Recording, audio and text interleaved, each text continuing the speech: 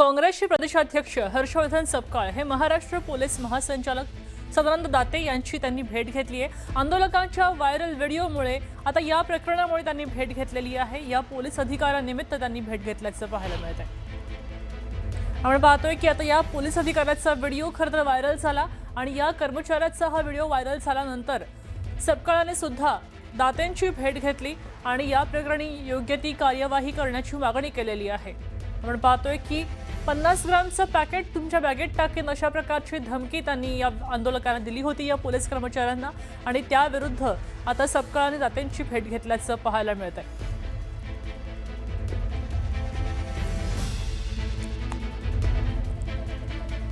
वंचित बहुजन आघाडीनं महाराष्ट्र बंदची हाक दिली होती आणि त्याच पार्श्वभूमीवर पुण्यामध्ये आंदोलनाला सुरुवात झाली आहे। कोथरूड परिसरामध्ये वंचित बहुजन आघाडीच्या कार्यकर्त्यांनी रास्ता रोको आंदोलन केलं आणि ते सुरू असतानाच परिसरात पोलिसांचा कडक बंदोबस्त तैनात केलेला होता।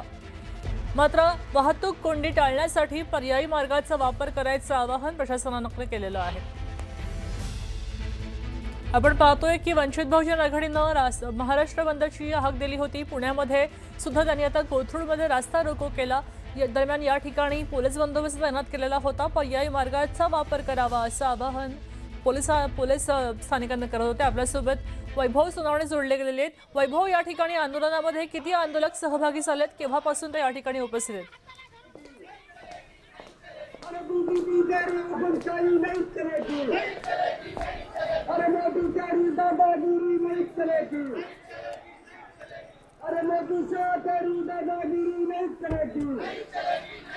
Check 1 2 3 check. वैभव, तुझ्यापर्यंत आवाज पोहोचतोय का? या ठिकाणी एकूण किती पोलीस बंदोबस्त जो आहे तो भिडेवाड्यापासून सुरू झालाय। अनेक महिला कार्यकर्त्या, वंचितचे सगळे कार्यकर्ते जे आहेत ते निघालेत इथून लाल महालाजवळून। हा मोर्चा जो आहे तो आता जिल्हाधिकारी कार्यालयाकडे जाणार आहे आणि जाता जाता सगळ्या कार्यकर्त्यांना दुकानं जे आहेत ती दुकानं बंद करा असं आवाहन केलं जात आहे। पुणे बंद, जे महाराष्ट्र बंदचं आवाहन प्रकाश आंबेडकर यांनी केलेलं होतं, त्याची परिणिती म्हणून हा मोर्चा जो आहे तो काढला जातोय आणि पुण्यात जबरदस्त प्रतिसाद या मोर्चाला विद्यार्थ्यांचा मिळालेला दिसतोय। वंचितचे शहराध्यक्ष तायडे आपल्या सोबत आहेत। तुमच्या मोर्चाला न भूतो न भविष्यती असा प्रतिसाद मिळताना दिसतोय। विद्यार्थी मोठ्या संख्येने आले। ऍडव्होकेट बाळासाहेब आंबेडकरांनी जे विद्यार्थ्यांना आवाहन केलेलं आहे, महाराष्ट्रभर हा बंद होतोय। पुणे शहरामध्ये हजारो विद्यार्थी रस्त्यावर उतरलेले आहेत। त्यांची एकच मागणी आहे, नीटचा पेपर फोडणारे धर्मेंद्र प्रधान, अमित शाह, नरेंद्र मोदी यांचा राजीनामा झाल्याशिवाय आम्ही हा मार्ग थांबवणार नाही। पुणेकर सुद्धा चांगला प्रतिसाद देतात। स्वतःहून पुणेकरांनी दुकानं बंद केलेले आहेत आणि पोलिसांनी जे काही दिल्लीच्या पोलिसांनी केलं, पुणे शहरात सकाळपासून 60 कार्यकर्त्यांना नोटिसा दिलेल्या आहेत, डिटेन करण्याचा प्रयत्न केलेला आहे, तरी आम्ही या ठिकाणी थांबत नाही आहोत। पोलिसांना सुद्धा विनंती करतोय की तुम्ही सुद्धा सहकार्य केलं पाहिजे।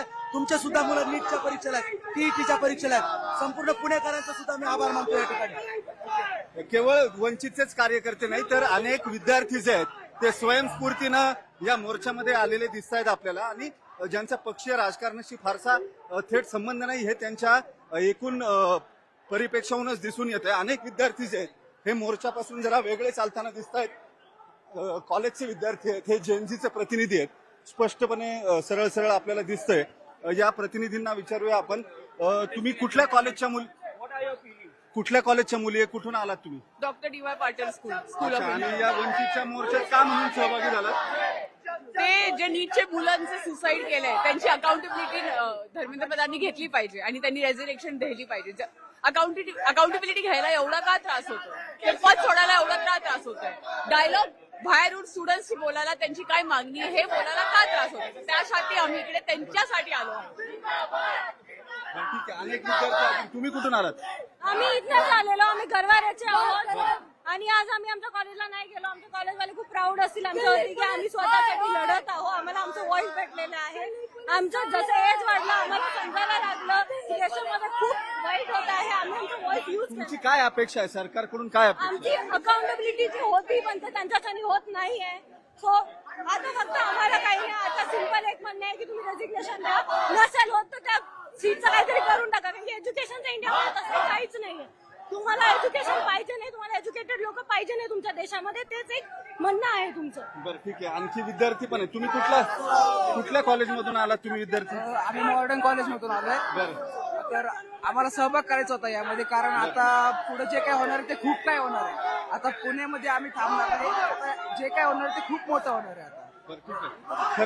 खरंच डॉक्टर आहे की माझं नाव सुमित, मी MBBS इंटर्न आहे काशीबाई नवले मेडिकल कॉलेज इथे.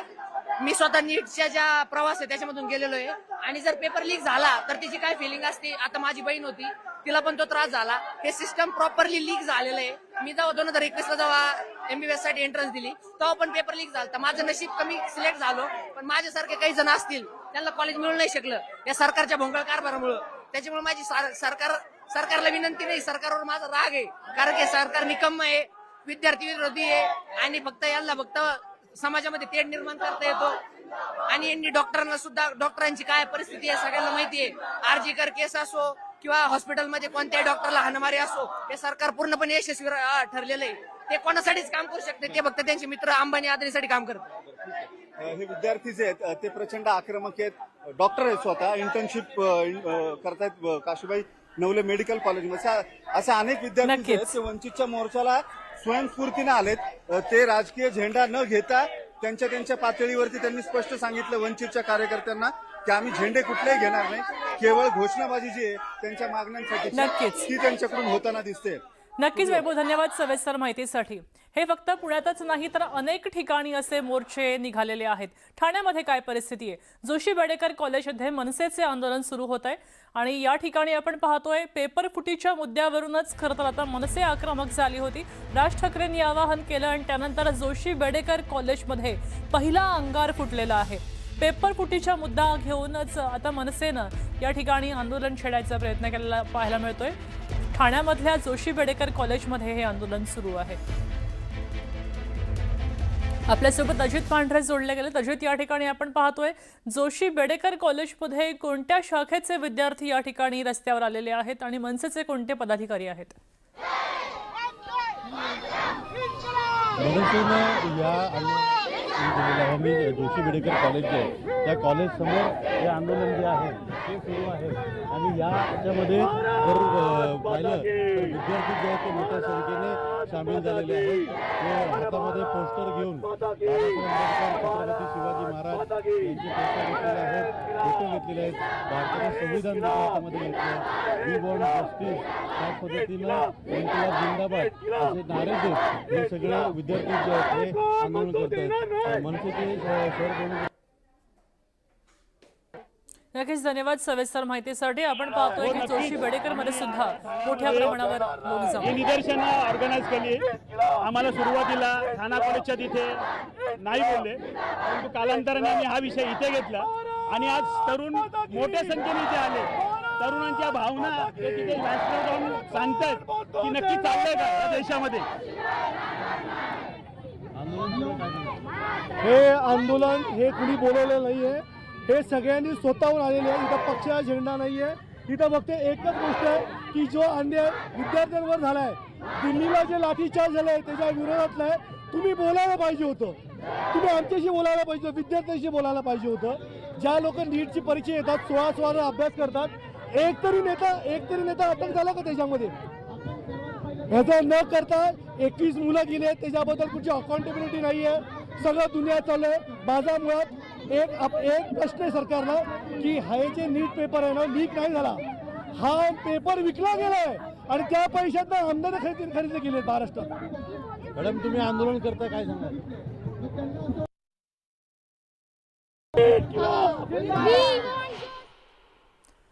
नाशिकमध्ये सुद्धा आता आपण पाहू शकतो, ही दृश्य नाशिकमधली आहेत. नाशिकमध्ये पण आता कार्यकर्ते आक्रमक झालेले आहेत, आंदोलन करतायत. दिल्लीतल्या आंदोलनाला समर्थनार्थ हे आंदोलन केलं जात आहे. पेपर फुटीच्या मुद्द्यानंतर नाशिकमध्ये मोठ्या प्रमाणावर लोक रस्त्यावर जमलेले आहेत.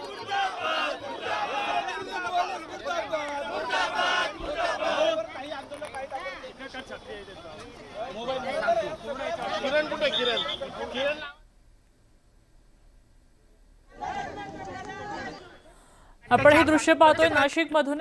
एकंदर सगळ्यात महत्वाची गोष्ट की हे सरकार झुकताना दिसत नाही, ही चुकीची गोष्ट आहे. जर सरकार झुकली नसती तर पोलिसांकडून लाठीचार्ज केला नसता.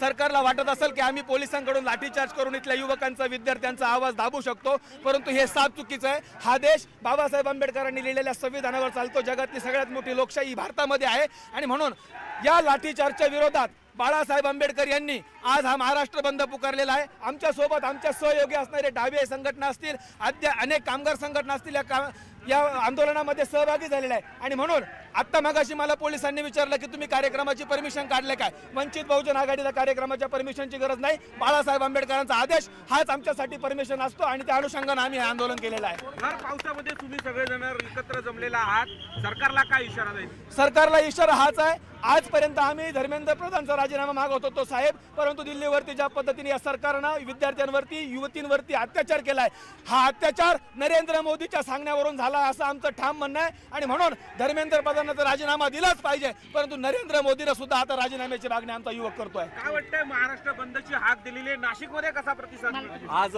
आदरणीय बाळासाहेब आंबेडकरांनी वंचित बहुजन आघाडीच्या वतीने संपूर्ण महाराष्ट्र बंदची हाक दिलेली आहे.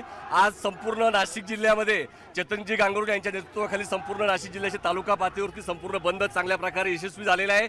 शहरामध्ये सुद्धा लोक स्वतःहून या बंदमध्ये सहभागी आहेत. अनेक विद्यार्थी गेलेले नाहीत शाळेमध्ये आणि हा सुद्धा एक पाठिंबा आहे. आणि आज पावसाने सुद्धा आम्हाला साथ दिलेली आहे आणि धर्मेंद्र प्रधानचा राजीनामा झाल्याशिवाय हा महाराष्ट्र, हा देश शांत बसणार नाही. हा इशारा देण्यासाठीचा हा महाराष्ट्र बंद आहे. ज्यांनी ज्यांनी या बंदमध्ये सहभागी घेतलेला आहे त्या सर्वांचा मी अभिनंदन करतो. अशीच एकजूट करू धर्मेंद्र प्रधान जोपर्यंत राजीनामा द्या.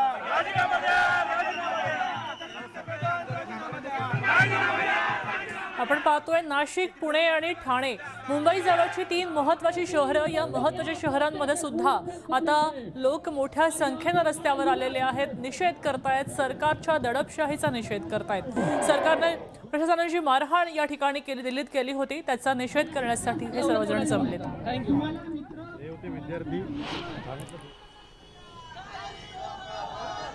पोस्टर घेऊन, फोटो घेऊन नारेबाजी केली जाते आणि मोठ्या प्रमाणात विद्यार्थी देखील या सगळ्या आंदोलनामध्ये सहभागी झाले.